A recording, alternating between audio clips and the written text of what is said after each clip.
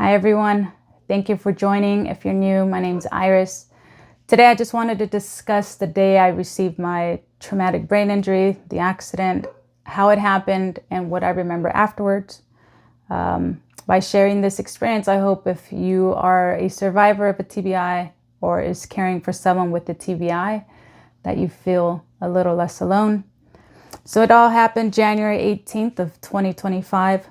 My husband and I decided that day to go snowboarding at a local mountain nearby. And we've been doing it for many years, so it's nothing new. We typically like to do what's called night boarding, which is, I believe it's like from 3 to 8 or 3 to 10. But basically it's just that. You snowboard the late afternoon into the night. They do have lights during the night so you can see. And there's usually less people, so that's why we like to go around that time. Well, this day we had been going up and down the lifts a couple times. Everything seemed fine. We had just had dinner, and the way we ride is my husband's he's a lot better than I am. So we'll usually start at the top, he'll stop in the middle, we'll meet, and then we'll just continue riding, and I'll meet him down at the bottom. Well, this time I was in the middle. Obviously I never made it down to the bottom. But what I remember is going down. I typically ride with headphones and goggles. And I remember seeing some black ice. And it's very noticeable, obviously, when you have light over something that's frozen. It's shiny. It looks like ice. And I was going a little fast. And I remembered I tried to stop. So I tried to stop right before I got to the ice.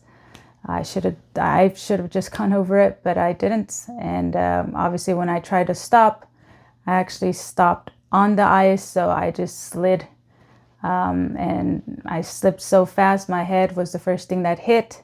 I remember the noise of it. And I kept sliding down the mountain. So I kept sliding, on my back. I came to a stop, and I remember I tried to get up, and I knew it was a big hit. So I just kind of laid there trying to catch my breath. Everything after that is, it's kind of blurry. I remember a voice, multiple voices of someone finding me.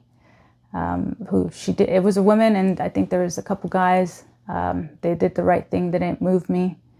They actually put some boards that I remember them saying they were going to put some boards above me. I don't know if that happened, but kind of block off anyone who could have potentially hit me. That time, again, it was in and out. I remember a 911 call that she made. And then I had my headphones on, so it was still playing. And I had my phone in my pocket. So I remember my husband kept calling me, but only I could hear it, and I kept patting my chest. She figured it out. She obviously reached in, grabbed my phone, and she was the one who told my husband that I was unconscious, that where I was at.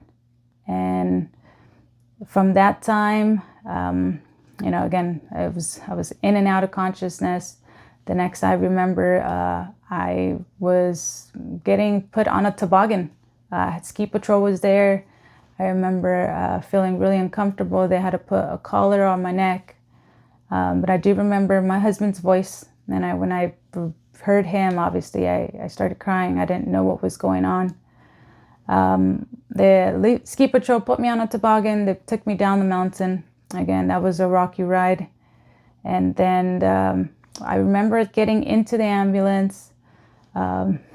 They cut, obviously, all of my gear off with some shears. And then the last memory, I heard my husband asking, what was going on, what was going to happen. But the last memory I have of that ambulance was seeing my hand contorting. It did obviously a weird contortion. My body's never been able to do that. I've never had a seizure. Obviously, afterwards, I knew that what was going on. But at that moment, I didn't know what was going on. I just remember my hand just kind of looking lopsided, and I cried. And I don't remember the paramedic's face. I just remember his voice and him telling me everything was going to be okay. My next memory is obviously the hospital. So my memory of what happened when I woke up was I was actually scared. I had handcuffs and I was tied to the bed rail, and I really thought the worst thing had happened, that I did something to someone or I hurt someone, and I'm arrested, and that's why I'm in handcuffs on a bed rail. It was really scary. Obviously, the one thing I remember was I couldn't talk. My throat hurt so much. It was so raspy. My mouth, my chest just really hurt. So I remember when I tried to talk, nothing actually came out. It was just raspiness, and that hurt. They had told me, the nurses told me, that, I had family there, they had been there, and, I had a good support system, which to me at that moment, I said, okay, maybe a couple hours. I took a nap, and they've been here for that long. It was daylight, so I assumed it was the next day. Then from there, I saw my mom, obviously, and she was crying. Sorry.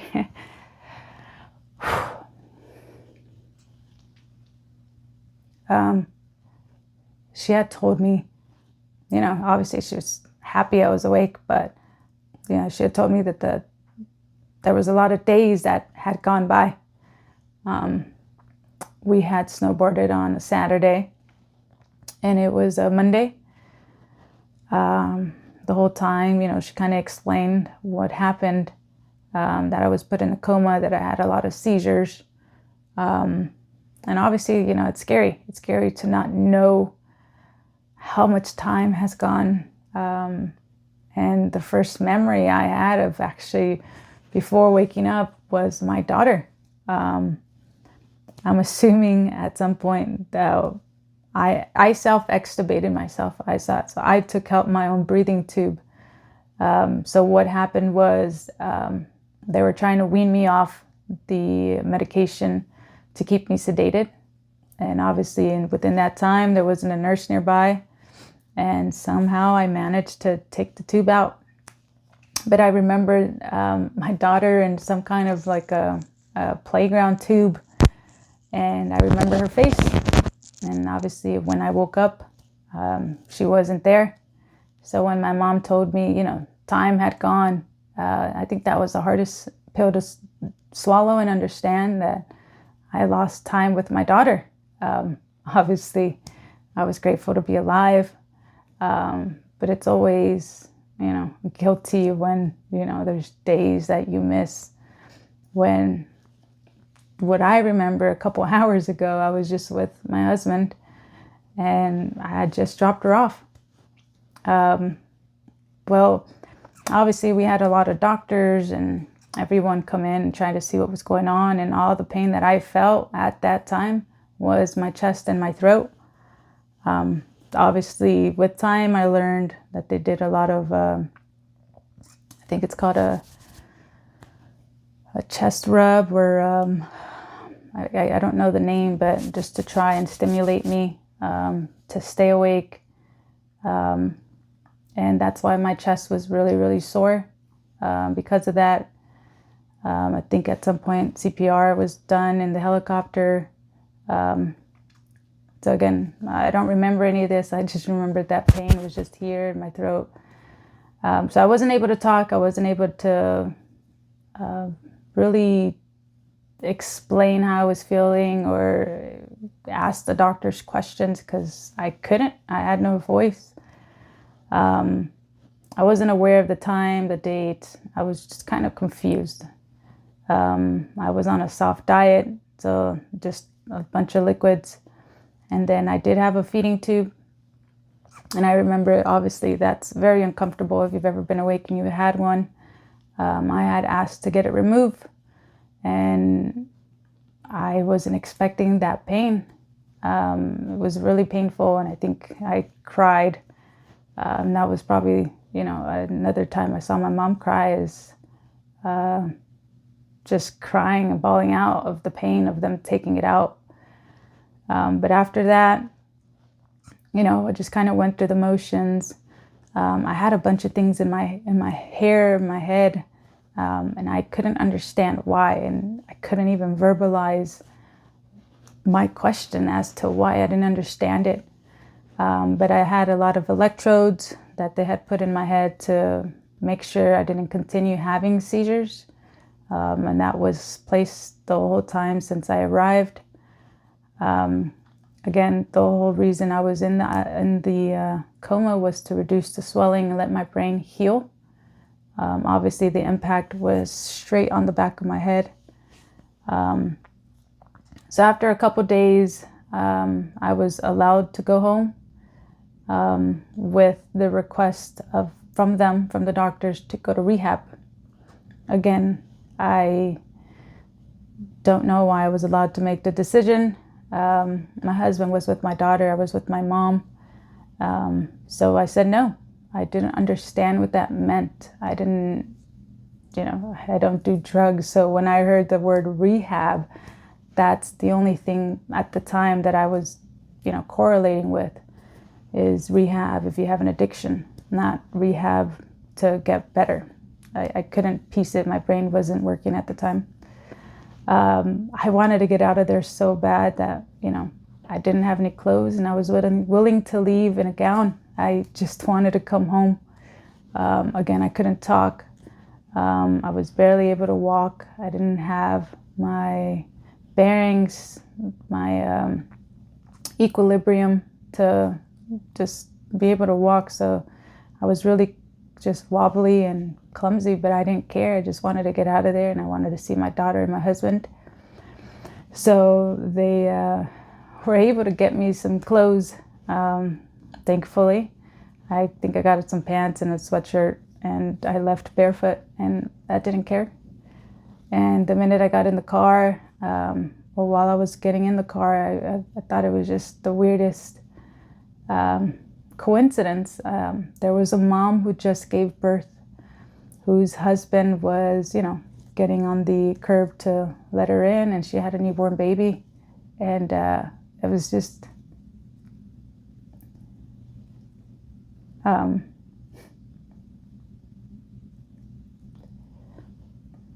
it was a gift to be able to see life and to have mine.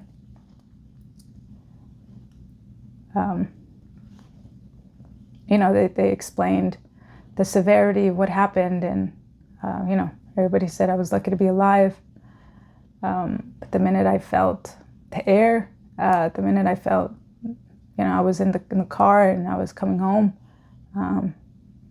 I opened up the windows and I felt the wind. And for anyone who's ever taken anything for granted, sorry.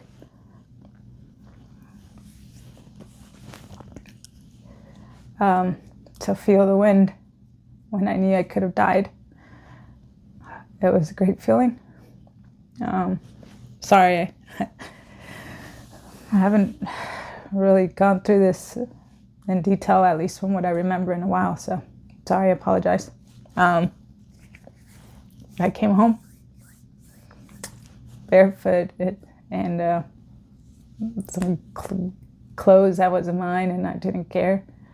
And the first person I saw when I opened up the door was my husband, my mother-in-law, and my daughter. I was pretty weak, so I wasn't able to hold her, and I remember I couldn't even, pick her up the way, all moms know how to. I just kind of hugged her, and my mother-in-law had my daughter, so I wouldn't drop her. I came home, and I thought that was going to be it. I just, in my head, I said, I'm home. That's it. Right? I'm alive. Again, I wasn't able to talk still. I had a lot of mucus and a bad cough, which just made it even just difficult to breathe. And obviously the pain, the soreness of everything was coming back. And my teeth were in excruciating pain, or my mouth. I had thought I had broken teeth. So it was just very uncomfortable the first couple of days. I felt so much pressure behind my head. The sensation I always told everybody is if you've ever had to put your head upside down and you feel your blood just kind of stuck on the top of your head, that's what I felt every day, but in the back of my head. That was the sensation, is if I was just upside down. And within a week, my cough was just so bad, just breathing hurt. So we started all the doctor's visits, at least the beginning ones was, urgent care to see if I had pneumonia. And they just didn't want to see me just because of the severity of what I had just gone through. So I saw my primary doctor. They ruled out pneumonia. They just told me I had an infection in my throat. And that was probably from me taking the tube out. I scratched my throat, and obviously there's bacteria. So I had an infection in my throat, and the bruising was from the CPR and the chest rubs that they did. And I saw the dentist. He told me, no, I didn't have, broken teeth. They were probably struck either when initially when they put the tube in my mouth or when I took it out. Regardless, it just sustained some trauma. That was the pain. And then a lot of inflammation from me biting down on the tube. But he just said with time it would go by. So that was the first couple weeks, or the first week actually. I wasn't able to walk still without kind of being disoriented. The one thing that was very obvious was the minute I stood up, I was very dizzy every time, whether I was laying down, sitting on a couch. I would get really dizzy to the point where I had to hold the wall or someone had to be with me so I wouldn't fall. Obviously that's not safe around a 7-month-old. So I had help. My husband took some time. He was with me. And then it came to the point where we had to make a decision of what was coming next. Again, that was just the day of, and kind of just wanted to tell you what I remembered. And again, this is everything that happened, but the minute I woke up, I did not remember any of this. So this came with time, doing a lot of speech therapy, just finding ways to remember. And then there was just a lot of questions I asked, a lot of, internal investigation that I did, where I got all the records. And this was because I've never not remembered that amount of time. And, to have such a severe accident or a severe brain injury, and I just wanted to understand what happened. So again, this was just everything that happened. Again, I apologize. I wasn't expecting to cry. It wasn't easy to talk about. I haven't talked about it in a long time. But stay tuned. I am going to talk about what happened after that. Again, that was just the day of when I came home. But again, it's a 1.5 years later.